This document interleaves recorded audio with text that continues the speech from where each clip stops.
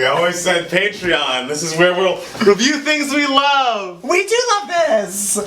We love them. We love them. Oh, we're wearing the same color shirt. Whatever. Jesus. It's okay. We're kind of like matching like a girl group. But like we're different. We're the same but different like the Spice Girls. Mm-hmm. And this is very much like them during this era. They'd all just wear the same colors and not look very different at all and not have personality.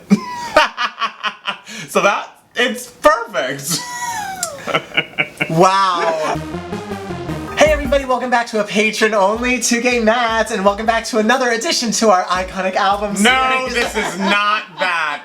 We are doing a trial run of a flop album series, so if you enjoy us talking about flop albums like this one, let us know in the comments and maybe we'll review more flops later on. Guys, you know by now the Spice Girls are my #1 pop stars of all time. Nothing will ever top them. They are the best, but even the best flounder. I wouldn't even call this a flounder. I would just call this a We're Done. Like, this is a We're Done album, ironically entitled Forever. It is. Oh, it's just like.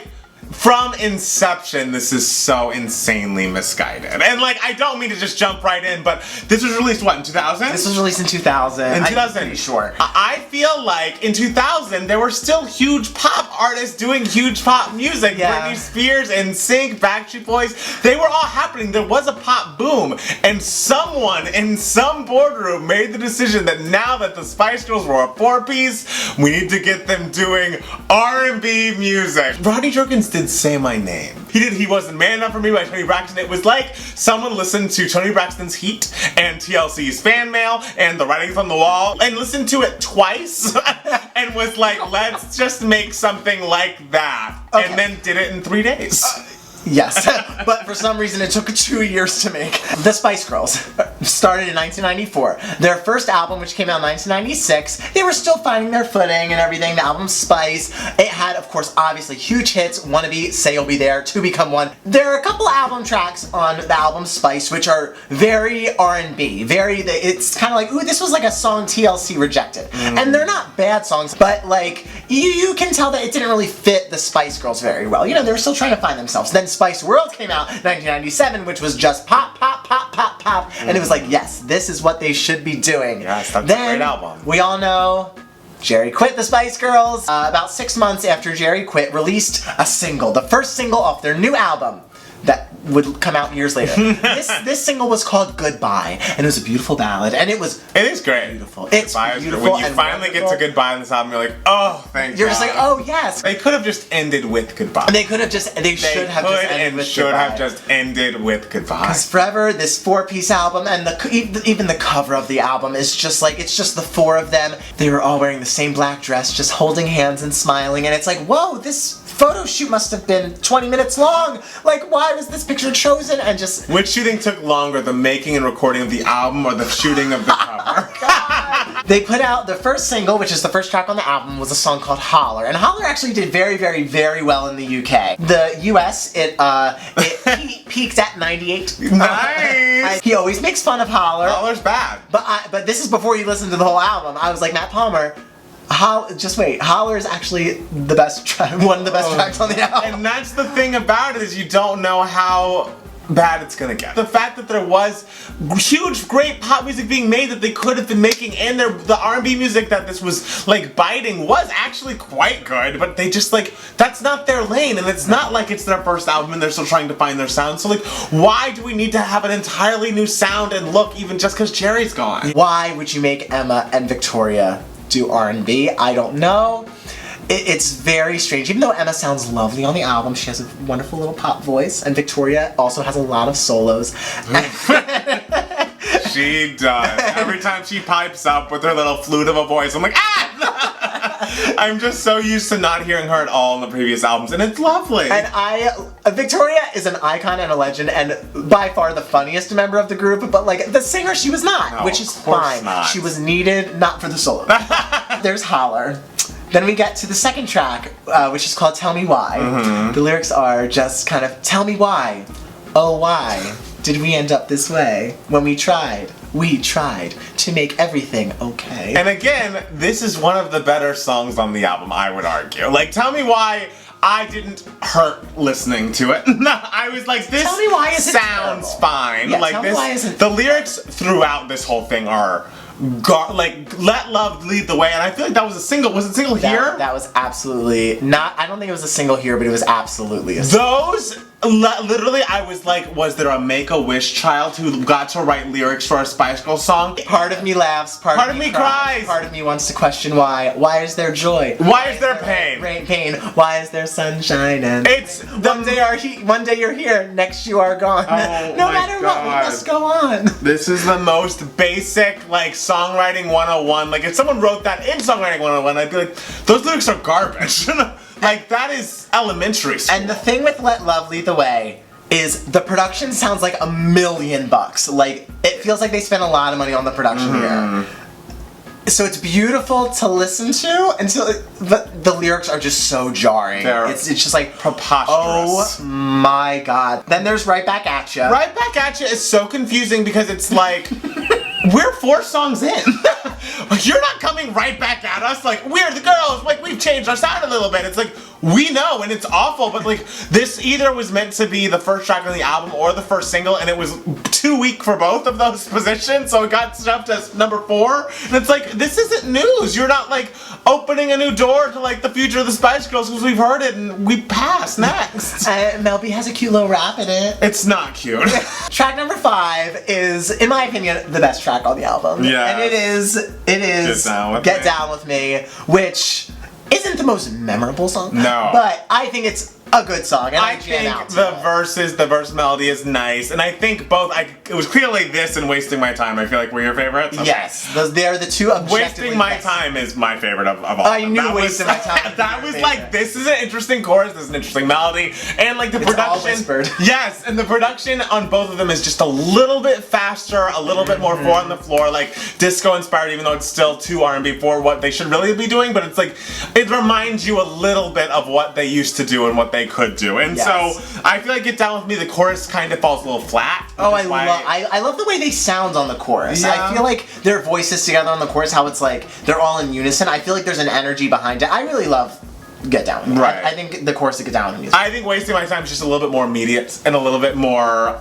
like, I don't know, like melodically more there for me. Waste My Time definitely has a more interesting melody, Yes. and it's definitely, there was thought put into this Yes. song and everything. It's a shame that they're both next to each other, because I feel like everything. they're both kind of similar, Yes. so I feel like they kind of blend into each other. Yeah, and they don't could have been stick out. separated a bit, and then they'd be 2 high points of an album that was released. Then we get to track number 7, which is by a mile the worst song the Spice Girls have ever released. It's bad. It's- I don't know, like, there are a couple of songs that give this one a run for the money. All the other songs at the end of this album, except for Goodbye, are just like a dead body, a dead corpse. Weekend Love is literally the murder of the dead body. It's like actively terrible. Weekend Love is just the biggest mess you will ever hear ever. First of all, it's a really mean song. It is mean. It's basically It's saying like, I thought you'd get this, but I wasn't that into you. Like, I just thought we could hook up on the weekends. yeah. The verse melody is okay, but it's just really cheesy production. But then the chorus is just like the most embarrassing thing in the entire world until you get to the rap. And then there's a rewind sound, and then it's like, which turns into a key change, which goes back It's into that just, cheesy chorus. that song is trying to be like 8 different songs, and all of them are bad. And it's like, that key change, it's like, what? This isn't Man in the Mirror. Like, why do we need a key change in Weekend Love post-rap? No, I don't think post-rap key change is a thing. Like, just if there's going to be a rap break, don't add a key change.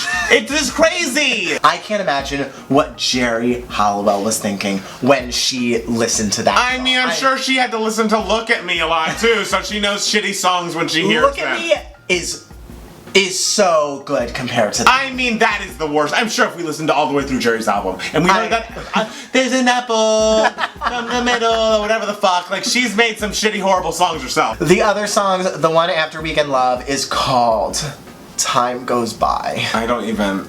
It's the one with the production that sounds like I did it myself. Is it the one that's like super duper slow? One of them is Oxygen. So... Oxygen is track 10. I was like, I've been listening to this song for 10 years. Like, Yes, this is Oxygen the takes longest forever. song I've ever heard. And when like you hear the beginning, you're like, wait, what's up? And then like the snare finally comes in, you're like, that's the tempo. Yep. Track 9 is If You Want to Have Some Fun, which like starts off kind of interesting, and you're like, what's gonna happen? Is this gonna what's be gonna good? happen? Is this gonna be good? And then it just becomes nothing. They didn't want to be there. They didn't want to be doing this album. It sounds like, you could tell they were just like, one last hurrah, but there was no hurrah involved. Mel C was probably just like, okay, I turned to you on the back burner. Let's get this cranked out so I can get that song out. That's It's like, what a song what- too. I mean- Mel C has a couple of like bops. Yes, on her she site. does. It's like so offensive to me because imagine if someone had listened to, I don't know, 3 Cash recordings and then decided I'm going to write a musical in 3 months just after being inspired by these 3 Cash recordings that you actually really love, and it's like just like bastardizations of something that can be so great. So that's why I found Forever so infuriating, because it's like, I know all the albums you're referencing and they're all head and shoulders better than what you're like. Fan Mail is not TLC's best album, but God, Silly Ho, fucking No Scrubs, fucking Unpretty, like, I just, and the fact that someone would do that to such a great time in R&B music, it's just like, I guess Ronnie Jerkins needed a check. a great time in music. Yes. In general. Like, Yes. So Matt Palmer, what do you think is the worst song on Forever? Oof, it's hard. Oxygen was truly like walking through mud. Weekend Love was bad. Let Love Lead the Way's lyrics were unforgivable. Yeah. I'd say for me it was probably between those 3. Okay. What would you say the word? I mean, Weekend Love. Weekend Love is objectively the worst for me. I would say though, Time Goes By is just so upsetting to me because it's like, you could have just put a 10-song album out, like all your your 2 other albums, because you didn't put any effort or money into Time Goes By. You didn't. Time like, Goes By. It's so like, it just sounds like the one that stands out as just the cheapest one, and it's like, The Spice Girls were around for a short time, but like, for those of y'all who weren't around, they were literally the biggest things on the planet. Like, it's insane. It's just sad that they went out with such a whimper. I know. You know? I know, but hey, they came back in 07 with headlines. Thank you guys so much for watching. Tell us if you've listened to Forever and what your thoughts on it are. And also tell us if you want us to review more flops, because we can do that, but this was a tough listen for me. Because even like the worst Mariah albums, like the Charm Bracelets of the world, like it has its moments. I could make an argument about how it could be good. There's at least you could tell she at least like put effort into Yes. it. Like she thought about the lyrics. A lot of the issue on Charm Bracelets is just the vocal performance is like non-existent. But there's a way to make a good album on. There's no way to make a good album on this. Just release Goodbye. Just release the single Goodbye. Say goodbye to everyone. Say goodbye. That was a beautiful music video. Stunning. Goodbye. Love that. Yeah. I remember they were in the snow. They were going to like a snow. castle. Or Mel something. B introduced her straight hair. It was like, wow. That could have been it. That could have been it. Well, thank you guys so much for watching. We'll be back soon with another patron-only 2 Gay Mats. Bye, guys. Bye.